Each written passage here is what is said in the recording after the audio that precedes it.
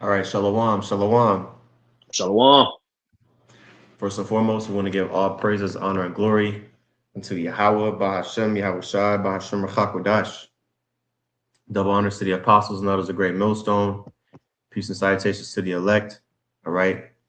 I'm the brother Inaf from GMS Dallas, and I got the elder Yatazak here as well with me.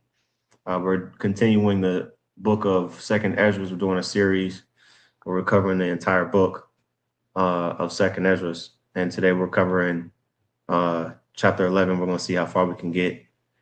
This chapter is covering the rulers during the Roman Empire. This is a history chapter that pretty much you have to understand the history, all right, to understand the mystery, okay. And when you go into these prophetic books, it's really confirmation, all right, that the Spirit of the Lord is you know is on the men that wrote these books. Okay. If you've been following this series, you'll see that Ezra was having a series of visions, dreams, conversations with one of the archangels of the Lord. Okay, which name was Uriel, and this is basically a continuation of the conversation from chapter 10 and chapter 9. Okay. Now, we're going to go ahead and start at verse 1. Oops, I didn't mean to click that. But before we do, it's important to understand what time period this is talking about. Okay. And so what we're going to do, let me go here. I'm on Wikipedia. I'm going to type in Roman Republic. Now keep in mind in what's that first Maccabees, it talked about how Alexander's generals split everything up. You know what I'm saying? It's going into the Edomites. You see? So it's Mhm. letting you know say all this history about the Edomites is in the Apocrypha. You know what I'm saying? You have to understand that the scriptures breaks this thing down completely. So this is a continuation. This is a continuation, just like the brother saying. This is a continuation of uh, uh, uh, First Maccabees chapter 1. It's still talking about the Edomites. You see? So by the time you get to Second Esdras 11, it's giving you another time frame where the Edomites was ruling and what to look for, which when you get to the New Testament, you see how things work. So having an understanding of this history is crucial, you see? Because having this understanding of this history makes you understand the prophecy. You know? You got it. Right. Another chapter that we reference when we go into different empires that had us that had Israel in captivity is Daniel the seventh chapter, where it talks about the four beasts, right? And those four beasts representing Babylon, the Babylonian Empire, the Medo-Persian Empire, the Grecian Empire, and then the Roman Empire. Okay. Um, when you get Daniel 7 and verse 7, all right. This is talking about the Roman Empire. I'm gonna read it. It says, "After this I saw in the night visions, and behold, a fourth beast, dreadful and terrible and strong exceedingly." Why was it dreadful and terrible and strong exceedingly? Because it was more powerful than the most powerful army that preceded it. Okay. Basically, what happened from around the time of the Babylonian Empire, really starting back in the Assyrian Empire, really, um, which that was according to my handy timeline, the Syrian Empire, or where's that timeline at? Started with Shalmaneser, right? Well, it didn't start with him, but Shalmaneser the fourth, Shalmaneser, or excuse me, Tiglath-Pileser and Shalmaneser the fifth. They were the ones that were pretty much around during the Syrian, the northern kingdom basically being taken away from Samaria, excuse me, not Syria, from Samaria, which that was around 700 BC. Okay, and as time progressed, right, into 600 BC, you had the Babylonian Empire, and then a little bit more time progressed to where the time that Ezra was living, okay, all right, 500 BC, all right, up to, a little bit beyond 400 BC was the Medo-Persian Empire. Then you had the Grecian Empire, all right, 300 BC, leading all the way up, okay, up until the Roman Empire, all right. Now, again, Second Ezra 11 is discussing the Roman Empire. And before I read verse 1, I want to just get a little bit of backdrop or backstory, if you will, of Rome and how it got to this state. Okay, that we're about to read about. So the Roman Republic. Okay, the Roman Republic is from Latin res publica. Okay, which I got it here in my notes. Res publica was Latin for public thing. Okay, so basically, it says here it was established, in 509 BC. Okay, which basically was when the version of Rome before the Caesars came into existence. Okay, so Rome was a it was a republic before it was an empire. It was called the Roman Republic, right? Let me finish this verse in Daniel 7, and I'll get back to this in on the Roman Republic. It says, and it had great iron teeth, of course, because of the military might that it had, which we'll go into that. It says it devoured and break in pieces and stamped the residue with the feet of it. Okay, all of the armies, all of the land, that the Roman Republic took over, pretty much, they made it to where they made alliances with those people, to where they had a never-ending influx of men to join their armies. Okay.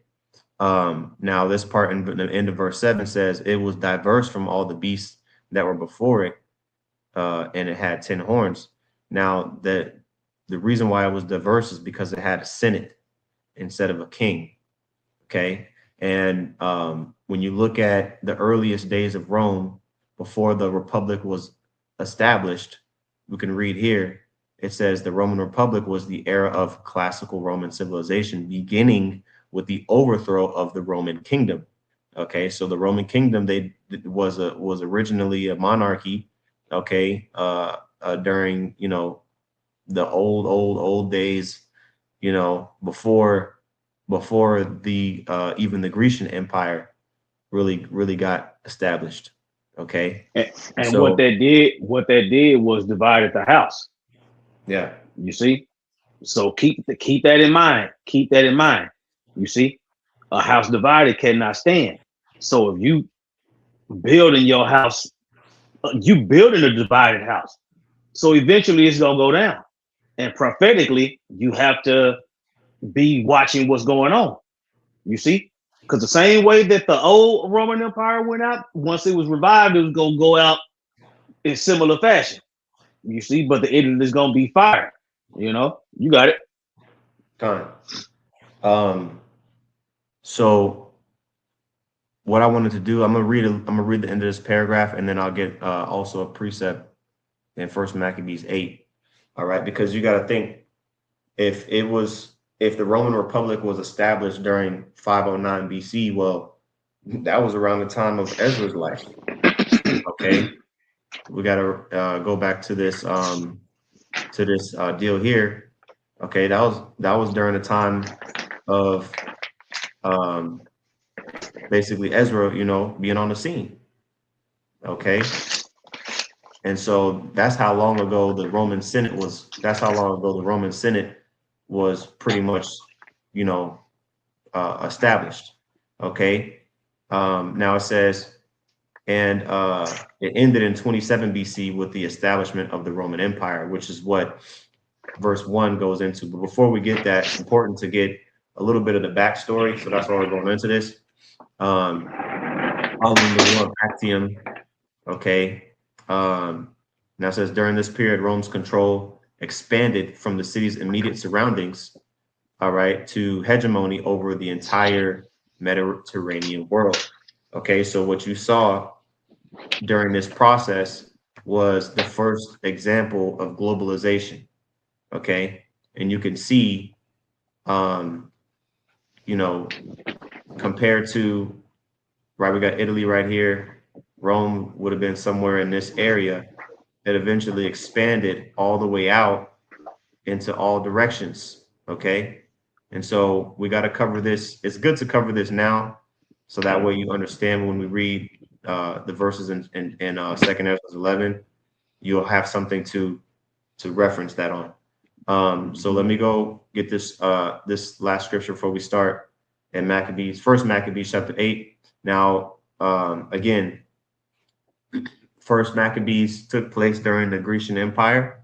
Okay, and again, making reference to Daniel 7, a great way to kind of organize the timeline in your head, because we're pretty much talking about a period of what, 700 years in Daniel chapter 7, right? From the Assyrian Babylonian Empire all the way up until the to the Roman Empire. So really like 800-year period from like 700 BC all the way up until 100 AD. Now, zooming in, okay, to the third beast, which was the leopard, which is the Grecian Empire. Okay, that was during the time of the Maccabean revolt, and they were fighting against, uh, you know, what was it, the Seleucid Empire? Mm-hmm. Uh, Ultimately, because you had, of course, it started with Antiochus Epiphanes, and then he had, men after him that took his place after he died to fight. Uh, and so during this time, okay, um, Israel was, pretty much under the jurisdiction of the Grecian Empire, but the Grecian Empire's power was waning. Okay, and Judas Maccabeus pretty much, it says it here, right? How he heard of the Romans, and how the Romans made leagues with the people that came unto them. Okay, and so I'll read a little bit of this here. It says, First Maccabees 1, I'm sorry, First Maccabees chapter 8, verse 1. Now Judas had heard of the Romans, that they were mighty and valiant men. Now keep in mind, this was around, let's say around 300 BC. Okay. If I'm not mistaken, around 300s BC in that area. Could have been maybe 200s, somewhere in that area. Okay. BC, right? It says, now Judas heard of the Romans, that they were mighty and valiant men, and such as would lovingly accept all that joined themselves unto them, and make a league of amity with all that came unto them. Okay, again, this is how the Romans were able to become such a large dominating force. Okay, because they conquered the lands that they conquered. They made allies. They became allies with them. Okay, in which obviously increased their military might. It says that they were great, and that they were men of great valor. It was told him also of their wars and noble acts which they had done among the Galatians, and how they conquered them and brought them under tribute. Let me just double check and see when was the Maccabean revolt.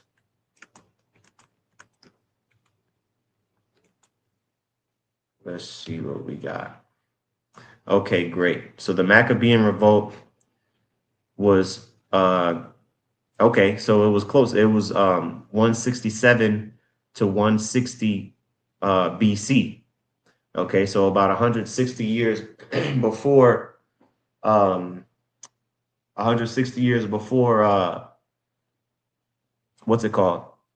Before, before Yahweh Shah came on the scene. Okay. It says the outcome, the Maccabees achieved religious freedom and eventually established the independent Hasmonean kingdom by 141 BCE. Man, Okay. that's why in the New Testament, that's why in the New Testament, the circumcision was acting the way they was acting. You see, but you wouldn't know that without this account. You know what I'm saying? You got it. So another thing to note is that during this time, now that we have an exact closer date of around 160 BC, okay, at this time, in Second Maccabee, I'm sorry, in where am I? In First Maccabees 8, okay, Judas Maccabees is um is looking at this you know what's the word? Basically, victory and success that the Roman Republic is having, because at this point, okay, you had the Punic Wars, okay, the Punic Wars that was fought. It was a series of wars between the Roman Republic and the Carthaginian Empire. Okay, now there was basically 100 years, over 100 years of fighting. Okay, and basically what ended up happening is Rome ended up winning. Okay, and they ended up taking control over northern Africa. Okay, and this was around, I think it ended around like 150 BC. Okay, so at this point, okay, Judas Maccabees is seeing uh, that Rome is very successful in their endeavors, and that pretty much they're growing in strength. So it talks about the policy that they have, all the people that they conquer. They pretty much make allies with them. Now, when you drop down to verse 15, okay, it says verse let me see, verse 13, it says also that whom they would help to a kingdom, those reign, and whom again they displace. Finally, that they were greatly exalted. Yet for all this, none of them wore a crown or was clothed in purple, to be magnified thereby. Moreover, how they made for themselves a senate house, wherein 320 men sat in council daily, consulting always for the people, to the end that they might be well ordered. Okay. So again, all this is very important to understand, that the Roman Republic preceded the Roman Empire. Okay. And again, this is how it was different from all of the other uh, empires that came before it. Okay. Because again, it did eventually transition into an empire, was that it had a Senate. Okay. A Senate of 300, at that time, 320 men. Okay. And those 300 to 320 members, all right, elected annually two consuls, to basically, that they would control, right? And so it talks about that in verse 16, and that they committed their government to one man every year. It was really two consuls, okay, every year, who ruled over all their country. All right, but the two consuls were always under control of the Senate. So they basically, were the face, but the Senate, the 300 men of the Senate, were the ones who were really pulling all the strings. It says, and that all were obedient to that one, and that there was neither envy nor emulation among them. Okay, so the Roman Republic was documented in the scriptures as well. All right. So with that being said, um, all of this preceded, all right, Second Ezra chapter 11, but it's important to Right, know. right. Okay, Going into the foundation of where this all came from. You con, see, you got it. con. All right, so now we're going to start Second Ezra 11 and 1. It says, then I saw a dream, and behold, there came up from the sea an eagle, okay, which we know sea represents the multitude of the people, okay? And what is that? Revelation, the 17th chapter, it talks about the sea as well, I Hmm. believe. Let me double check. Let me see here. The great horde is sitteth upon many waters. That's it. Okay, the sitteth upon many waters is talking about the multitude of people. Okay, when you Hmm. read it here, Revelation 17 and 1, which that great whore, of course, is talking about America, Babylon the Great. I'm making reference to the sea or the many waters, referencing a multitude of people. Okay. Um, it says, and behold, there came up from the sea an eagle, which again, the Roman Empire at this point was transitioned to an empire, um, which had 12 feathered wings and 3 heads. All right. Now, the 3 heads also had their own corresponding feathers. All right. The 12 feathered wings is talking about the Caesars, from Julius Caesar all the way down to Domitian, okay, in succession.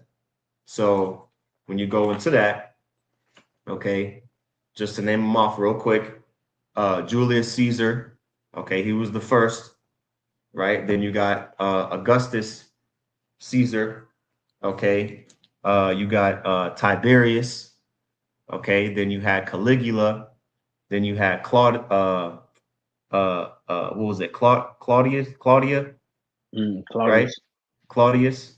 Then you had Nero, okay. Then you had Galba, then Otho, then Vitellius, then Vespasian, then Titus, and then Domitian.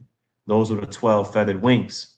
All right. Now the 3 heads, okay, is going into the first triumvirate, okay, which when you go into the first triumvirate, okay, again, this is a history chapter. Okay, at the time it was prophecy, it was spoken before it actually happened. All right, and this is fulfilled prophecy. All of the scriptures in this chapter, okay, is history. Okay, at Yep, this and point. people have to understand that the Bible is about the Israelites, but it's tracking the Israelites throughout history. That's why you'll hear people say that. That's why you'll hear people talk about Alexander the Great, and you hear certain names throughout history. Well, each captivity that the Israelites was in, that that's what it was. You see, so this history of the Edomites ruling over Israel. You see, it goes through every captivity that we was in. You know, so you got to keep that in mind. So prophecy wise, each captivity was prophesied. Like Mhm. either you understand that or you don't. But if you do understand it, it's easier to follow along. You got it. Yeah, including this prophecy. I'm sorry, and this including this captivity. You know, this captivity was prophesied, but people think that we're outside of the times of prophecy now. Right, because Daniel, that will say Daniel prophesied about all the kingdoms. You see, so why wouldn't all the kingdoms be written about? So when you Right. exclude the apocrypha, you know what I'm saying? It's just letting you know the spirit ain't dealing with you. You got it. Con, con. All right. So again, the 12 feathered wings were uh the Caesars, the first 12 Caesars, we'll say. Okay, which Julius Caesar, some people say that he wasn't an official Caesar, but he started the trend. He pretty much you know started the trend of Caesars. Like Julius Caesar, his actual name was Caesar. Okay, which Caesar? Let's look it up. What does Caesar mean?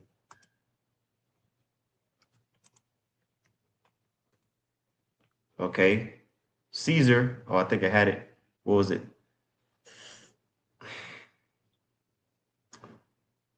What does the name Caesar mean? Well, they pretty much copied it after Julius Caesar, but I want to know what it actually means. Caesar, it means ruler, but I want to actually get it. It keeps pulling up. Let me see. Caesar. Let's go to Edom Online. They always got the real deal. Etymology of Caesar. Let's see here. Here we go. All right, Caesar, um, an emperor, a ruler, or a dictator. Okay, from Caesar, originally the surname or the last name uh, of Julius Caesar. Okay, let's see here. Okay, he was emperor. The title, it was used as a title of emperors down to Hadrian in 138 CE. 138 AD, we'll say. Um, that's pretty much it. You know, so when you go to when you go to When you stay in Edamon, as you were scrolling down and sees it came up with Czar and Kaiser and all that. oh, you saw that? I didn't see that on there. Let me see. Oh, I see it Yeah, here. Yeah, here we go. The water. Okay, it says God. uh, in Old English had Cesare, like Cesare Borgia. His name was Caesar. You know what I mean? Hmm.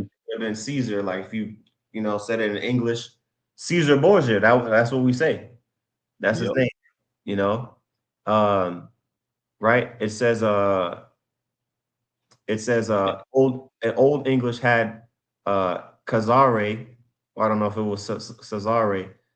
It says which would have yielded modern Koser, but it was replaced in Middle English by Kaiser.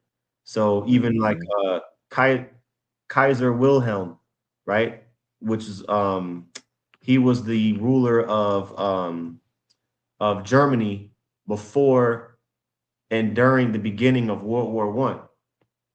Right, and for a good movie that goes into that is The Kingsman. That series is the third one.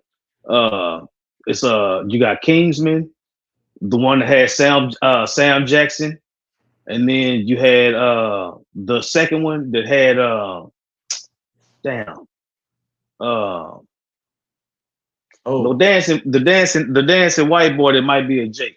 But in the third one, it's a prequel and it goes back to World War I and it goes into Kaiser Wilhelm and all that was going on with World War I. But the original, when they go back to the prequel, is based on World War I and it goes into all these characters that was actually prophesied to be these men is written about in the scriptures, man.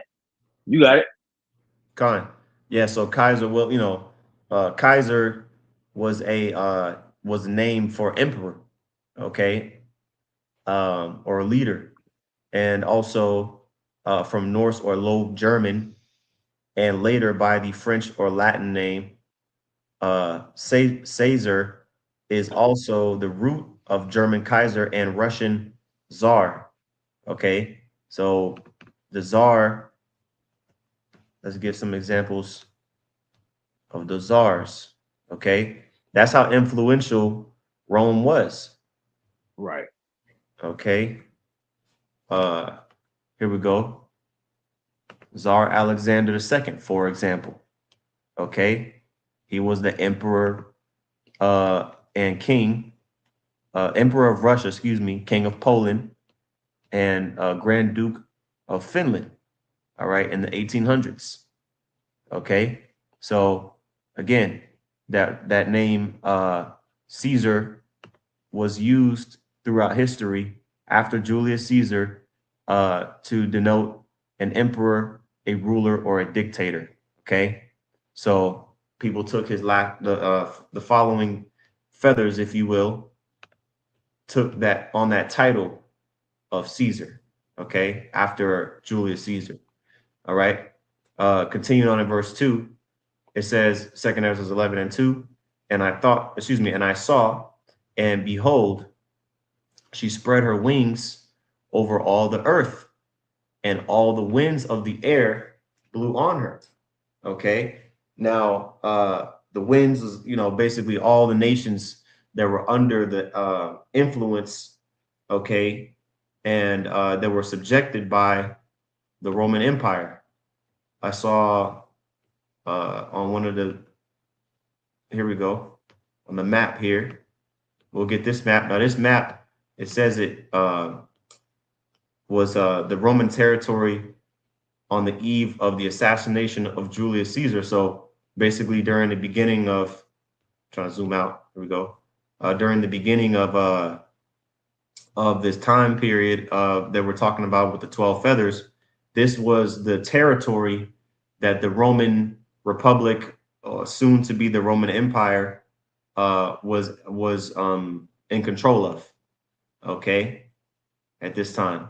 Now, when you think about it, this was shortly before the birth of Yahushua, okay? And this is why when you go into scriptures like, we have no king but Caesar, all right? That's talking about the rulers, okay? The ruler, that specific Caesar at that time, I believe it would have been Tiberius Caesar. That was the Caesar during the time of Yahushua's crucifixion, if I'm not mistaken, right? So they're making reference to that. And then even in Luke 2:1, Augustus Caesar is mentioned. I'll pull that as well. All right, because again, this is all history. This is all history lesson. Okay, well, I'm gonna keep it on. I'm gonna keep it on locked and loaded. But see, check that out. Mm-hmm. Right? So let's go back to my handy map. All right, again. All right, visualize this map. All of the brown is the territories that Rome had jurisdiction over, okay, in verse 2, right? She spread her wings over all the earth, and all the winds of the air blew on her and were gathered together. Think about how all of the nations basically were drawn in towards the eagle that subdued it. Okay, it says in verse 3, and I beheld. All right, because again, when you look at this map, Rome's in the middle. Okay, the wind blows in 4 directions. They had territory to the north, west, south, and east. Okay, from all 4 directions. Okay, that's those winds. All right. It says, and I beheld and out of her feathers there grew other contrary feathers. All right. Now, when you go into the contrary feathers or the small feathers or the little feathers or the little wings, is talking about the less time, the Caesars that ruled for a smaller percentage of time, which we're going to go into the Caesars individually. Okay. It says, and they became little feathers and small. Okay. Which we're going to organize it and go into which ones were the heads and which ones were the small feathers. All right. It goes into each individual 12 of the Caesars in this chapter. It says, but her heads were at rest. The head in the midst was greater than the other, yet it rested it with the residue. Okay, so they were all alive during the same time, excuse me. Those 3 heads, okay, that were mentioned in verse 1, again, was Julius Caesar. Okay, he was matter of fact, let me make reference to my notes. He was basically a governor and warrior. Okay, then you had Marcus Crassus. All right, let me get some visuals up here real quick. And then keep in mind, Israel is in captivity while this is going on. Right. You know what I'm saying? So, like I was saying earlier, all the captivities, all the history of the world is contained in the Bible. You know what I'm saying? So, all these different captivities that we're reading about, you get to see, right? So, as the line of Yahweh Shem Yahweh the sons of God, as that line is tracked through the Bible, it's showing you that the Israelites was here the whole time. It's about what was going on with the Israelites as history progressed. So now we in when Daniel prophesied those kingdoms, right? Mm-hmm. This is how it played out. You see, you got it. Con. Okay, so Julius Caesar, born in 100 BC and died March 15th, 44 BC, was a Roman general and statesman who was the dictator of the Roman Republic. Okay, all right, the Roman Republic. Republic, Right, Republic. Yeah. that's it. Right, because he was the man that changed all of that and turned it into an empire. Mm-hmm. Okay. Um, it says he was the dictator of the Roman Republic at various points from 49 BC until his assassination in 44 BC. Okay, which we're going to go into, but it says a member of the first triumvirate. Okay, he led the Roman armies through the Gallic Wars and defeated his political rival Pompey in Caesar's civil war.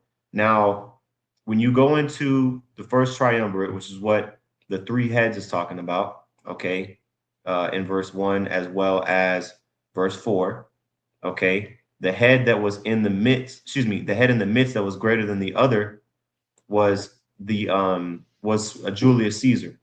Okay, Julius Caesar is that head in the midst. Okay, now um, this first triumvirate, okay, basically was formed um, because Julius Caesar wanted to become Pontifex, what's called Pontifex Maximus.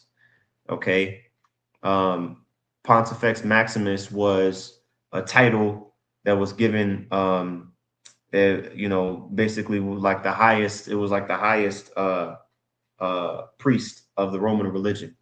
Okay, which came with extreme amounts of power. All right.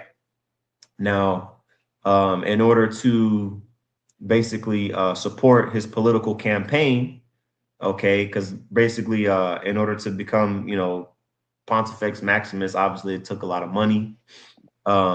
He had to recruit the help of the second image that you see here, okay, which is Crassus.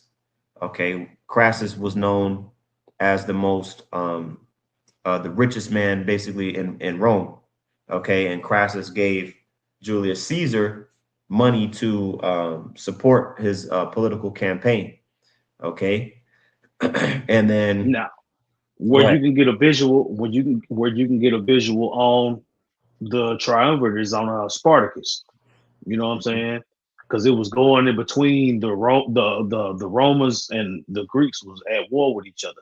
You see, and in Spartacus, slaves that was going. All this is going on while Israel is in captivity. You know what I'm saying? So they had the show Spartacus.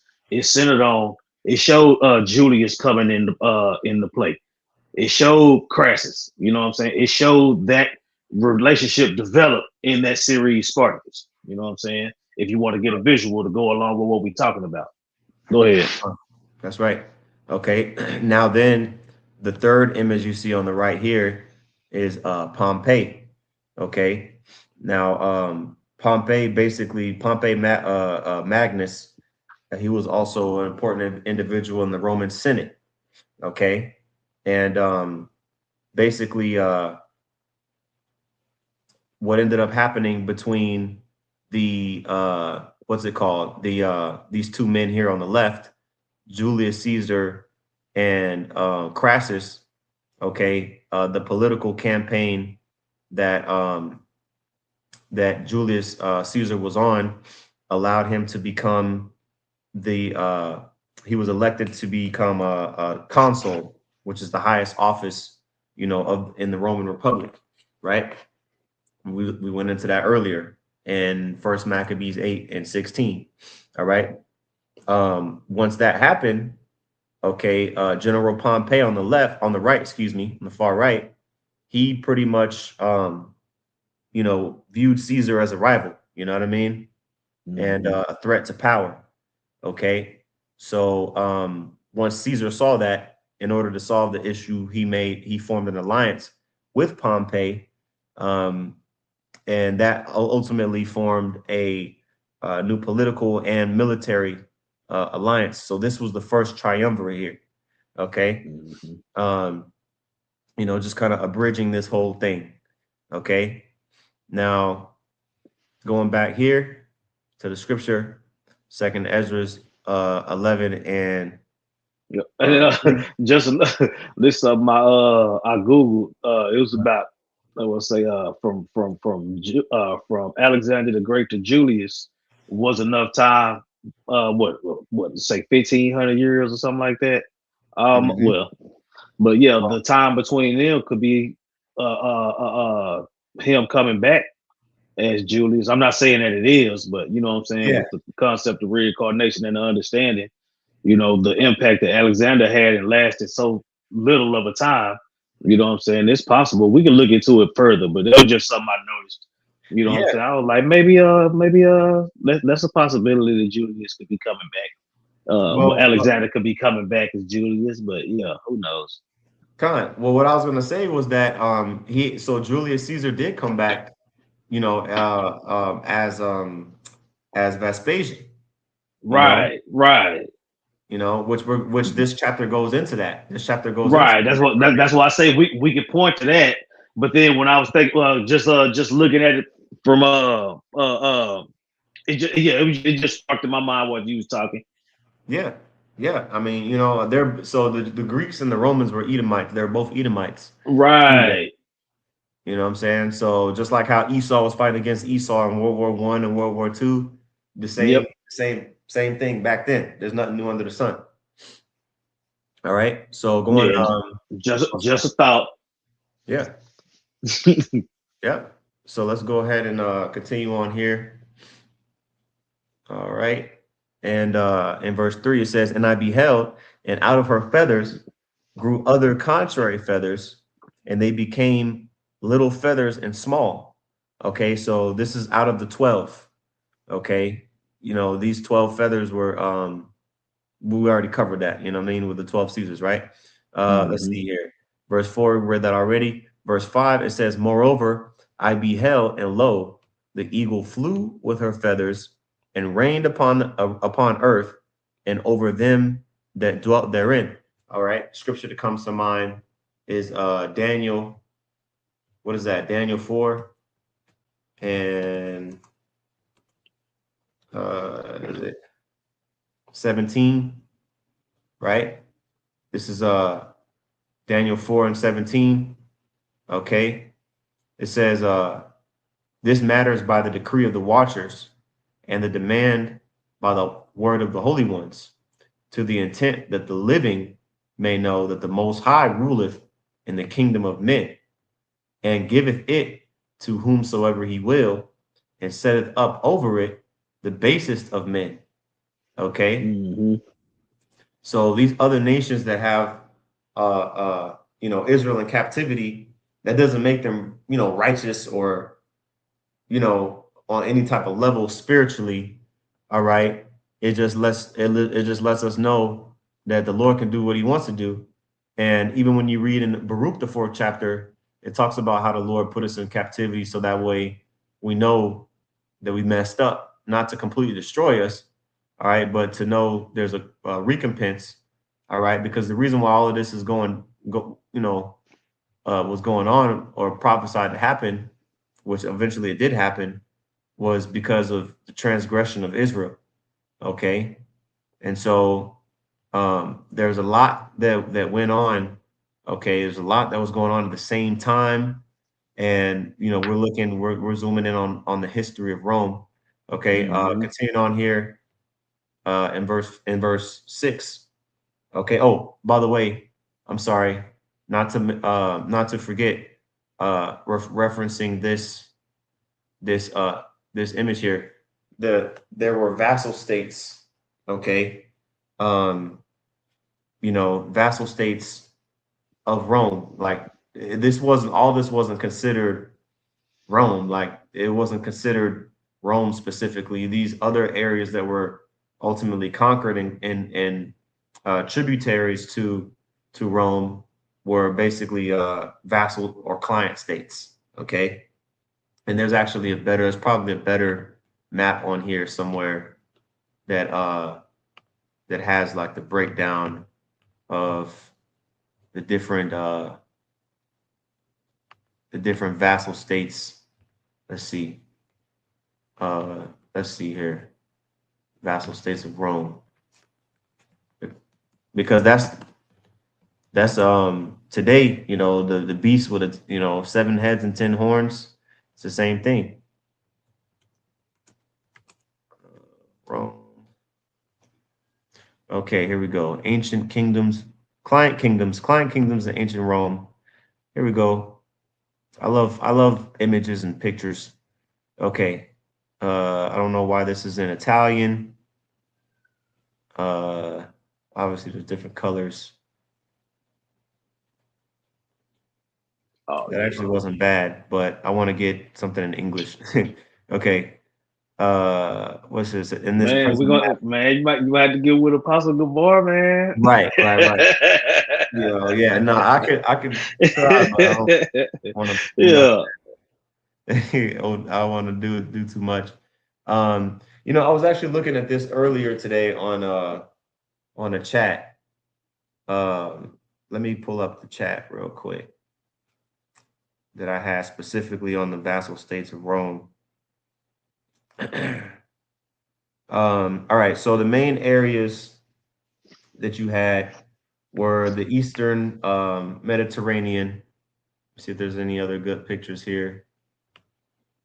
I want different colors. I don't want all the same color. Tiberius. I guess the first one was the best one. Because that had them divided into different colors. Yeah, the one in This Italian. one here, right? So yeah. Say again, Zaquan? I said the one in Italian was the best Yeah, one. yeah. It's all good. It's all you know what I mean. It's all good. Yeah. So yeah, you had the Eastern Mediterranean, which was the Kingdom of Egypt, Kingdom of Judea, Kingdom of Galatia, uh, in what was it? First Maccabees 8, right? Mm-hmm. That was all the stuff to the east, right? You can see Galatia here. If it lets me click Galatia here. You see obviously Egypt with Memphis and Alexandria here, and then you see Jerusalem as well. And Kingdom of Cappadocia, okay, all that stuff. That was the Eastern Mediterranean. Then you had the North African part, which was Cyrene, Leptis, all these, the northern part, um, Kingdom of Mauritania, Kingdom of Numidia, and then also Western Europe, right? You know, to the west, Iberia, which is modern day, Spain, right? All the way up, even into Great Britain. Okay, so those were pretty much when you're going back in what was that verse 5. Okay, um, it rained upon the earth. All right, not the entire globe, but the known world at that time was pretty much in control and tributary to Rome. Okay, it says verse 6, and I saw that all things under heaven were subject to her. Okay, under that part of the heaven, and no man spake against her. No, not one creature upon the earth. Nobody was able to come and subdue the Roman Empire. You know what I mean? At that point, you know what I mean? Like it couldn't fall. It wasn't just like Rome wasn't built in one day. It couldn't fall in one day. You Right. know what I And mean? Daniel prophesied this. Yeah. Yep. So that's why it's so heavily like studied and even going into the Renaissance, the rebirth of that kind of that Roman ideology that happened again in Italy and in Rome, that came from that area. Okay, the rebirth basically of this entire system. Okay, the Right. new Roman Empire, which Right. is When the earth was given into the hands of the wicked, this is what they did with it. You know what I'm saying? It's going through how it started with Alexander to here to the revival to you know what I'm saying? mhm. And it's tracking what was happening with the Israelites the whole time that it's tracking what's going on with the Edomites. You see? This is what the Bible is talking about. You see? Go ahead. Come and get a precept real quick. Daniel chapter 2.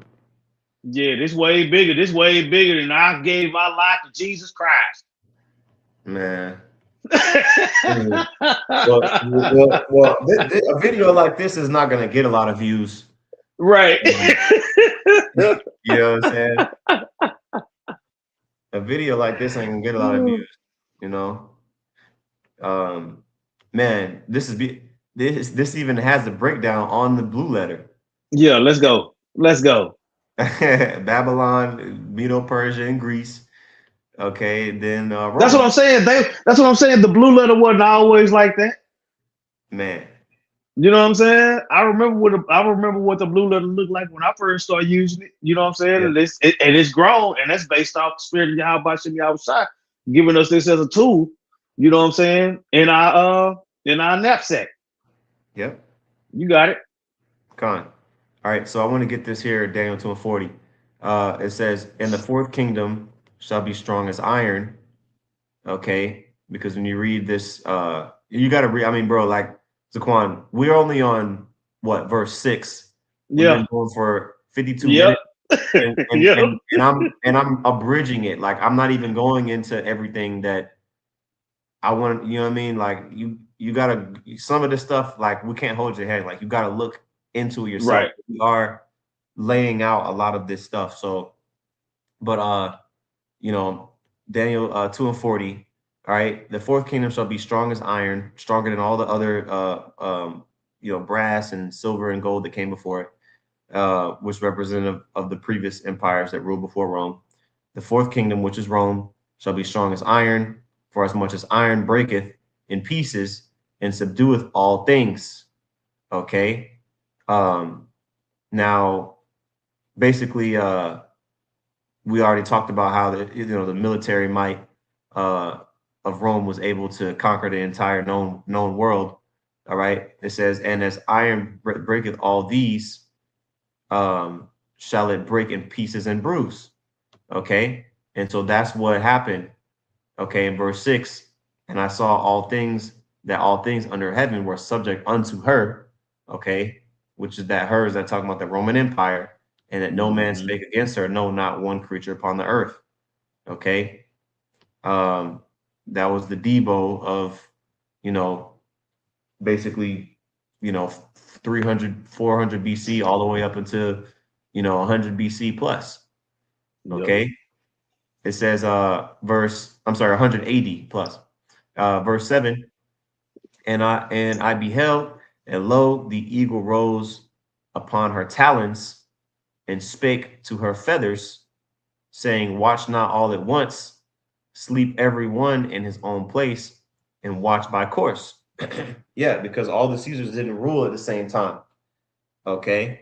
Um, they ruled one after the other, right? Mhm. Just like when Ezra was talking about earlier to the angel Uriel, he was asking them, why weren't we all born at once so that the judgment could come sooner? What the angel of the Lord say? Can a pregnant woman have all her children at once, or do they need to be born one at a time? Right? So everything had to take its natural course according to the timeline that the Lord set up. All right. And it says in verse 9, but let the heads be preserved for the last. Now that again, that's going into the three men of the first triumvirate, which were who? Uh Julius Caesar, Marcus Crassus, and Pompey. Pompey Magnus, okay, the first triumvirate, they were in the beginning, okay, and they also came back, okay, in the end. Okay, those three heads came back as Vespasian, Titus, and Domitian. Okay, which Vespasian was Julius Caesar coming back. Okay, in the reincarnation, and he had two sons. His two sons were Titus and Domitian. Okay, which was known as the Flavian dynasty. All right, so that's the kind of overview. Okay, and now it's going to go more into detail. Let me see how much we're at on time. We'll go for a little bit more. It says what was it, verse 10? Okay. And I beheld, and lo, the voice went not out of her heads, but from the midst of her body. Okay. All the different Caesars ruled at different times. Because the 12, feathers obviously were all throughout the body. Okay. It says, and I numbered her contrary feathers. Again, the contrary feathers are of the 12. Okay. And behold, there were 8 of them. Now, this is, you could say, the quote unquote hardest part of the breakdown. All right. Because you have to understand that the 3 heads also have their own representative feathers. Okay. And the 3 heads also came back, like, more than once, if that makes sense. So it wasn't just 3 heads of Julius Caesar, Marcus Crassus, and Pompey Magnus. It was those 3 that I said, the first triumvirate, and then also the Flavian dynasty, okay, which were the last 3 Caesars that were mentioned here, Vespasian, Titus, and Domitian.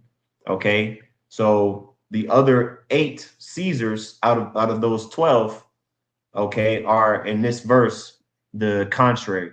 Okay, the ones with lesser powers, ultimately than the ones that came before and after them, I should say, the ones that were in the middle. Okay, because they were not part of the first triumvirate, and they were not part of the Flavian dynasty. I got a quick precept for you. Con. This is Ecclesiastes 6:10. It says that which had been is named already, and it is known that it is man. Neither may he contend with him that is mightier than he.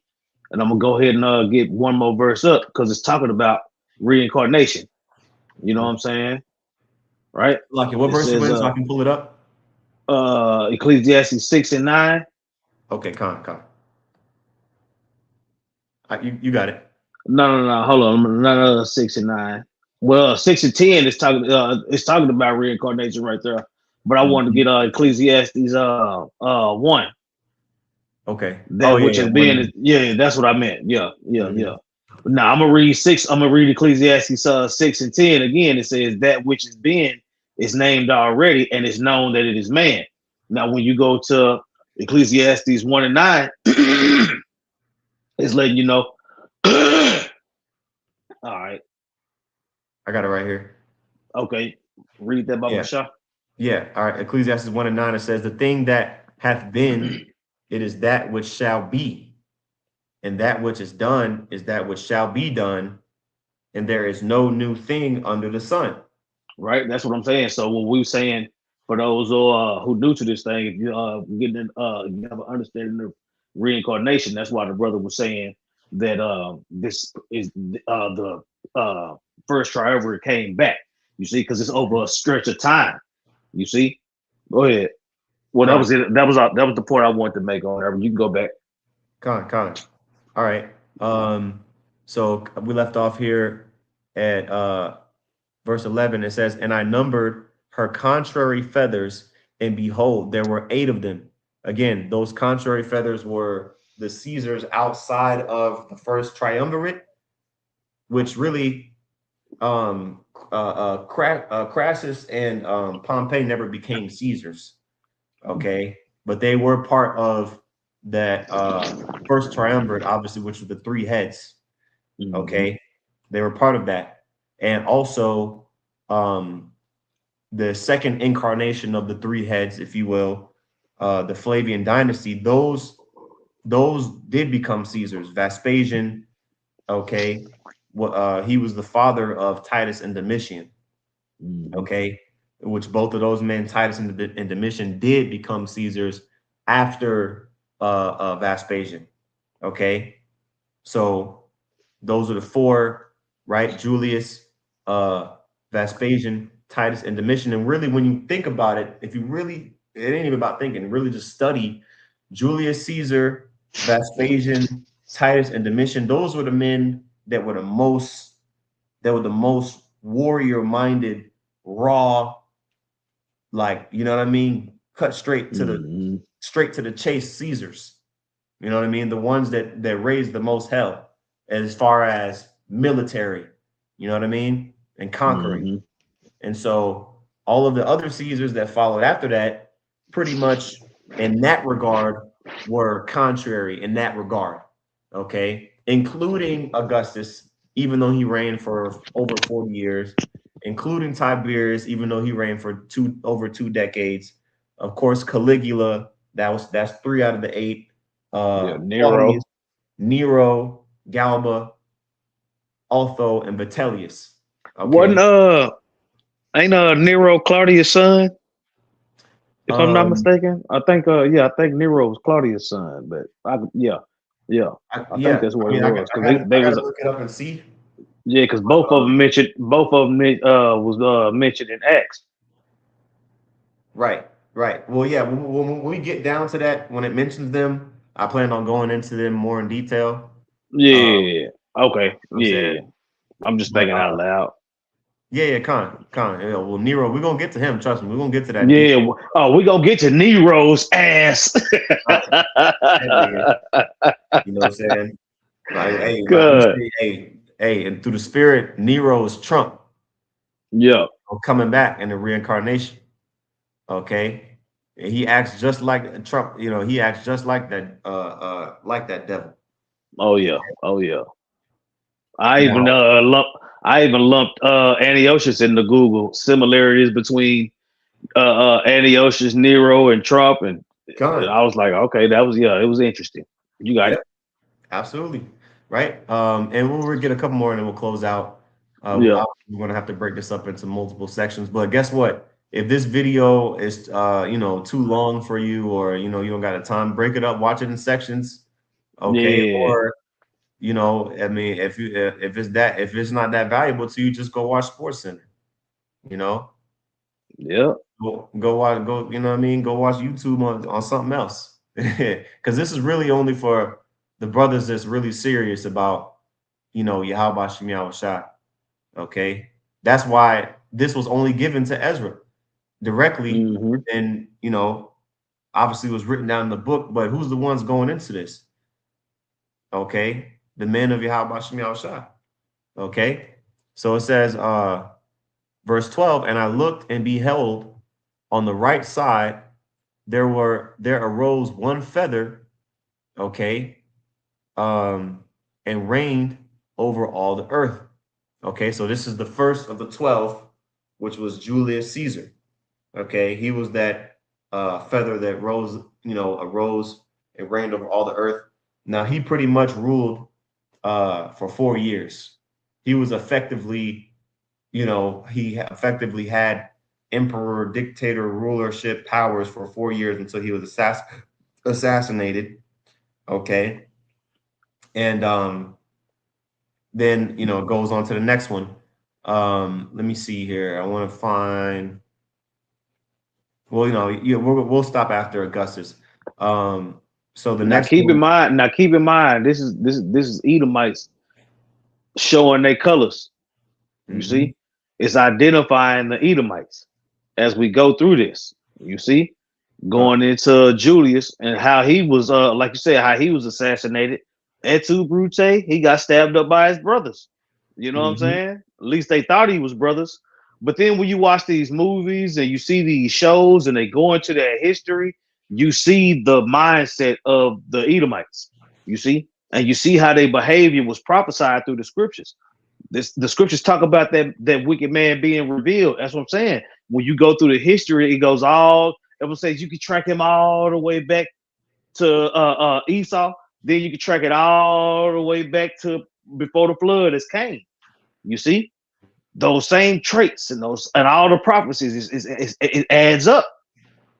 You know, Con. it's beautiful for the Lord to let us understand these things, man. Because I remember when we was at GMS homework. You know what I'm saying? And we was taking tests and all that, you know what I'm saying, every week and having to pass. And the school of the prophets. You see, this is how we understand the prophecies through the spirit and power of Yahweh Bashem Yahweh Shai and the way that he put the spirit on the apostles, bishops, and elders to teach us that true doctrine. This doctrine comes from the heavens as part of his history. Is hey, this is what was going on with Israel. This is why we understand the Gentiles, is because we understand this. What Apostle Elder Gabar always say, you got to understand the history to understand the mystery. You see? That's right. You got it. Con. Yeah, I wanted to while we're on that with Julius Caesar real quick. And what was that in verse 12? Okay. I wanted to get now that we got this map out of the way, I wanted to get Pax Romana, which is another term, okay, that you should know concerning concerning this time period. Okay, this really I really should have started it off with this in the lesson. Pax Romana birthed the Roman Empire. Okay, in a sense. So Pax Romana, Latin for Roman peace, okay, is roughly a 200-year long period of ancient Rome that is defined as the golden age of increased and sustained Roman imperialism. Why is it known as the golden age? Because basically, this was the time that Esau was in that thing ruling, kicking ass and taking names. Okay, and then that they were at the height of their power and influence, and all that stuff. Okay, and it basically ended with Marcus Aurelius's son. Okay, which Marcus Aurelius was a Jake, okay, an Israelite, and then his son was an Israelite, and they pretty much put that, Pax Romana shit to rest. You know what I mean?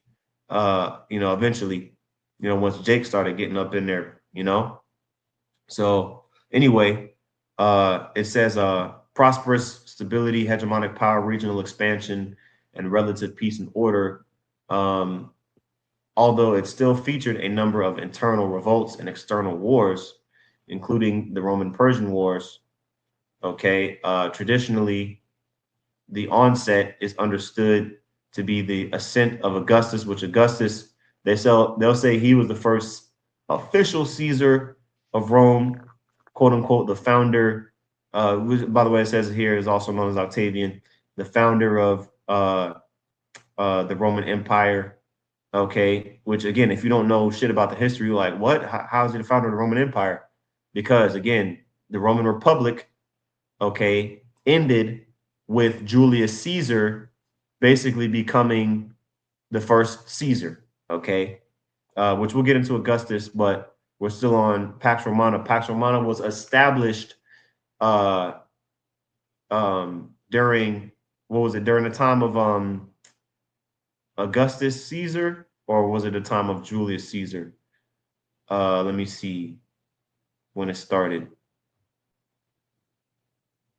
Okay, from 27 BC to 180 BC, it says stands as one of the longest enduring periods of peace in history. So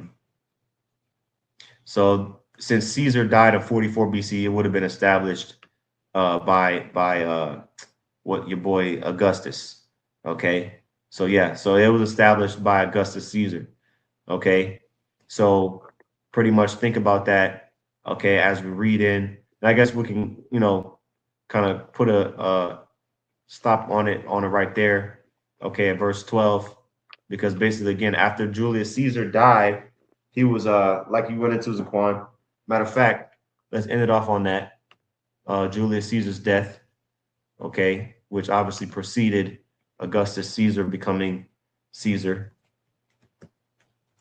Julius Caesar, okay. Now his death, I want to go into it. There's a lot Yeah. to there's a lot to read about it. You know, they got a lot of information on this dude that was alive, 2100, 2000 years ago. Where's death? Where's his death at? I guess legacy, early life and career. It's a long ass thing here. Yeah. Uh, And that's the thing. You see, going through this history shows you got what the Hotep dudes and Pan Africans and all those. You got people out there talking about the Israel never existed and all this crazy stuff. Like, no, this if these people if these people were here, the Israelites in captivity upon them. That's what I'm saying. You don't understand Jacob and Esau. You know, we mhm. understand. We understand the history. That's why we can understand the mystery. You know, study to show thyself approved, rightly dividing the word of truth. All this is a part of that. You know. Mm. Sheesh.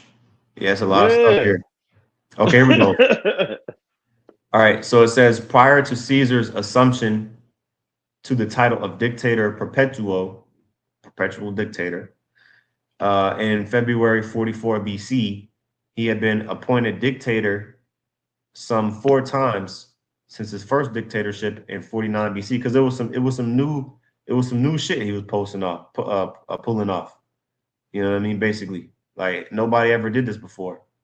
It says after occupying Rome, he engineered his first appointment largely to hold elections, and after 11 days, he resigned. You know who he kind of reminds me of? He kind of reminds me of like the George Washington of Rome, because even when you go into Mm-hmm. George Washington, he was he fought in the Revolutionary War and all that stuff, and he ended up Yeah. becoming the first president. You know, Yep. that was I can see that. something I was thinking about when I was studying this. But it says, let me see, I want to go down to where he died. He died. Right. He did a lot of shit, man, like leading up to it. Okay, here we go. Here we go. All right. And then he So, yeah, died. right. Conspiracy and death, right? So attempts attempts in January 44 BC to call Caesar Rex a title um, a title associated with arbitrary oppression against citizens were shut down by 2 tribunes before a supportive crowd. Let's see here.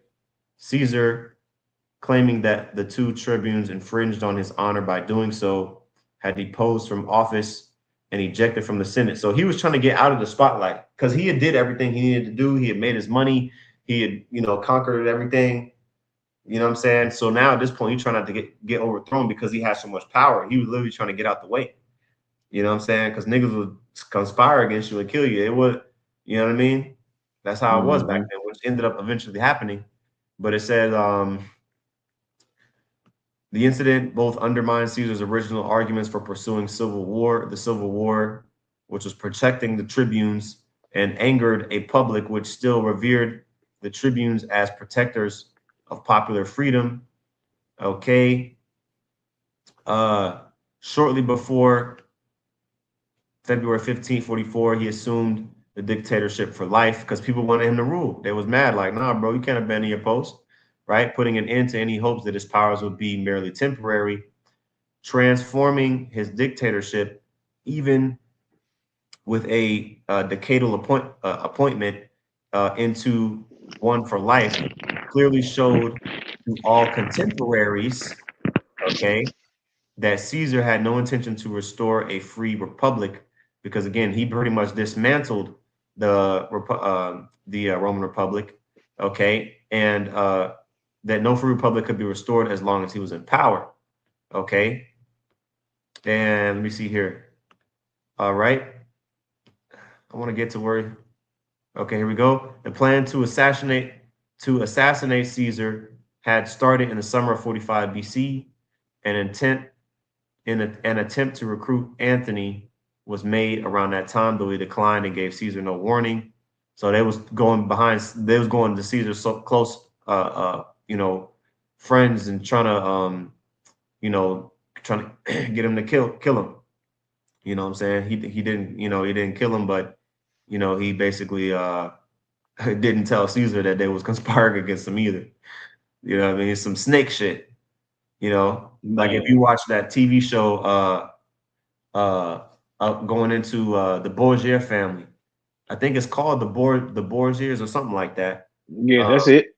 yeah, you know what I mean. I don't know if it's probably ain't on Netflix no more, but if you could find it, going into all the treachery that was going on, right? Um, it says it is clear at that time. Let me see. Let me go down. Okay. Okay, here we go. Brutus. Okay, Brutus, who claimed descent from Lucius Junius Brutus, who had driven out kings and the Gaius, blah blah blah, who had freed Rome from incipient tyranny, was the main leader of the conspiracy. Like you said, et tu Brute, like whole like things were written about this time. I remember studying this shit in school. We had to read Hmm. about Julius Caesar and how he ended up dying and all that stuff, right? Yep. Let me see here. Okay. It says popular indignation that Caesar was lightly rooted in his debt policies. He was too friendly to lenders. The use of lethal force to suppress protests for debt relief. His reduction to the grain dole. His abolition. All this stuff. So we did a lot of shit certain people didn't like. Okay. It says a popular turn against Caesar is also observed with reports that the disposed tribunes were written. Um, let's get that word tribunes real quick. How do I? There we go. Tribunes were powerful elected officials in ancient Roman Republic, specifically designated to protect the rights of the plebeians, which were the commoners, against patrician oppression. Remember, we're going into that, the plebeians and the patricians. Okay, basically being the two different parties uh, of the ancient Roman Empire. Okay. Anyway, um, damn, there's so much stuff, and so it goes into so much detail. Yeah. You know what I mean? But that's pretty much okay, here we go. Hold on. Okay, here we go. While some new hold on, did I skip it? Okay. It says while some news of the conspiracy did leak, Caesar refused to take precautions and rejected escort by a bodyguard. So he was like, man, shit, they want to kill me. You know what I'm saying? They'll kill me. Yeah, he was a warrior. Yeah. He went out like a G. Talking about, even though he was an Edomite, I ain't saying he was righteous, you know. But it says the date decided upon the conspirators was March 15th, the Ides of March, 3 days before Caesar intended to leave for his Parthian campaign. News of his imminent departure forced the conspirators to move up their plans. The Senate meeting on the 15th would be the last before his departure. They had decided that a Senate meeting was the best place to frame a killing as political, rejecting the alternative at games, elections, or on the road. Um, that the only conspirators would be armed at the Senate meeting. Excuse me, that only the conspirators would be armed at the Senate meeting per Dio also uh, would have been an advantage. Okay. So yeah, that's pretty much it. They ended up killing him. I think it was oh, here we go. Various stories support that Caesar was on the cusp of not attending or otherwise not being warned about the plot, or otherwise being warned about the plot, excuse me. Nevertheless, he attended the Senate meeting that day, held the Curia held in Curia of Pompeii, okay, approached on his golden chair at the foot of the statue of Pompey, which again was one of the heads. All right. Uh, the conspirators attacked him with daggers. Whether he fell in silence, per Suetonius, or after reply to Brutus's appearance, Kai Su Tekon, you too, child, or et tu Brutus, really you too, Brutus. Like, you know what I'm saying? Like, Mm-hmm. damn, Brutus, you too, bro. Like, damn, cuz. You know what I'm saying? Yeah. Damn, You my cuz. homie. Nigga, I never thought it would be you. Yeah. You Yep. were wrong. Right. Cuz. Yeah. You know what I mean? Drama. But that's Edom for you. Con. That's it. It says he was stabbed at least 23 times and died at once. Okay. So that gives you a Man. little taste. That gives you a little taste of the treachery that was going on around this time, even amongst their highest officials or their highest representatives, I'll say. Okay. And so, we can stop it there. That first feather again, Julius Caesar, that's probably gonna be like a three-part deal. You know what I'm saying? But hey man, Abaratazal, Lord willing, you brothers and sincere sisters were taking notes and everything like that and was edified. All right, we'll continue, Lord willing, with the series with part two. All right. So with that, I want to give all praises, honor, and glory unto Yahweh, by Hashem Yahweh Shai, by Hashem Rachak. Double honors to the apostles, brothers, and millstone, and peace and salutations to the elect. Shalom. Shalom.